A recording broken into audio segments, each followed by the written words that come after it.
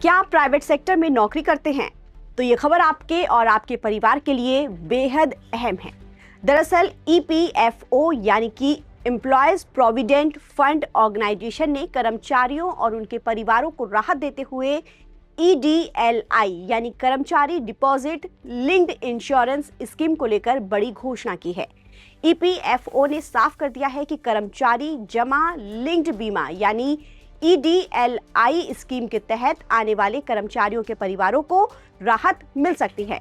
अब सवाल ये है कि ईपीएफओ ने क्या घोषणा की है, इडली क्या है और इससे किसे फायदा होगा, आइए जानते हैं। नमस्कार, मैं हूं आपके साथ गजाला परवीन और आप देख रहे हैं नवभारत टाइम्स।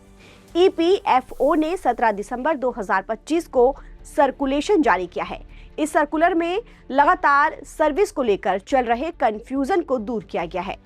ईपीएफओ ने साफ कर दिया है कि अगर कोई कर्मचारी एक नौकरी छोड़कर दूसरी ज्वाइन करता है और इस बीच वीकेंड, शनिवार, रविवार या कोई सरकारी छुट्टी आती है तो उसे सर्विस में ब्रेक नहीं माना जाएगा, बल्कि उसे नजरअंदाज कर दिया जाएगा और उसे कंटिन्यूअस सर्विस माना जाएगा। मीडिया रिपोर्ट्स के मुताबिक डेथ क्लेम यानी मौत के बाद मिलने वाला बीमा निपटारा करते समय इसे लगातार सर्विस में ही गिना जाएगा। पहले इस वजह से कई डेथ क्लेम रिजेक्ट हो जाते थे। ईपीएफओ के बयान के मुताबिक कई मामलों में देखा गया कि छोटी मोटी छुट्टियों को सर्विस में ब्रेक मान लिया गया। इस वजह से या तो क्लेम रिजेक्ट हो गया या फिर परिवार को कम पैसा मिला। ईपीएफओ ने बताया कि उनके सामने एक ऐसा मामला सामने आया था जहां एक कर्मचारी ने एक कंपनी छोड़ी और दूसरी ज्वाइन की। इन दोनों तारीखों के बीच शनिवार और रविवार पड़ गए थे। इसे सर्विस में ब्रेक मान लिया गया और 12 महीने से ज्यादा की लगातार सर्विस होने के बावजूद परिवार को इडली का फायदा नहीं मिला। अब सवाल यह है कि नए नियम से किसे फायदा होगा। ईडीएलआई स्कीम के तहत कर्मचारी की मौत होने पर उसके नॉमिनी या कानूनी वारिस को बीमा राशि दी जाती है। ये राशि आमतौर पर पिछले 12 महीनों के औसत पीएफ बैलेंस और वेतन के आधार पर तय होती है। नए नियम से उन कर्मचारियों के परिवारों को राहत मिलेगी जिन्होंने 1 साल की नौकरी पूरी नहीं की थी।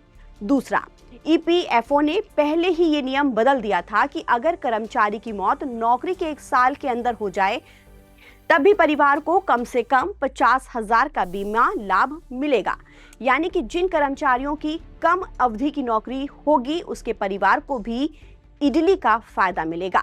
तीसरा, अब नॉन कॉन्ट्रीब्यूटरी पीरियड को भी इडली में शामिल किया गया है। इसका मतलब ये है कि अगर कर्मचारी की मौत आखिरी पीएफ योगदान के 6 महीने के अंदर हो जाती है तो उसके परिवार को स्कीम के हिसाब से इडली का लाभ मिलेगा। बस शर्त यह है कि उसका नाम कंपनी के रोल्स पर होना चाहिए। इन सभी बदलावों का मकसद ये है कि कर्मचारियों के परिवारों को इडली का लाभ आसानी से मिल सके और छोटे गैप, छुट्टियों या तकनीकी वजहों से उनके क्लेम रिजेक्ट ना हो। ईपीएफओ ने सभी रीजनल पीएफ ऑफिस को निर्देश दिया है कि इडली क्लेम प्रोसेस करते समय इन नियमों का खास पालन किया जाए। अब आप सोच रहे होंगे कि इडली आखिर क्या है। इडली स्कीम ईपीएफ सदस्यों के लिए एक लाइफ इंश्योरेंस स्कीम है जिसे सरकार ने प्राइवेट सेक्टर में काम कर रहे कर्मचारियों के परिवारों को वित्तीय सुरक्षा देने के लिए शुरू किया है। नौकरी के दौरान कर्मचारी की मौत होने पर उसके नॉमिनी को कम से कम 2.5 लाख रुपए और अधिकतम 7 लाख रुपए तक का लाभ मिलता है। ये राशि कर्मचारियों के वेतन और पीएफ बैलेंस पर निर्भर करती है।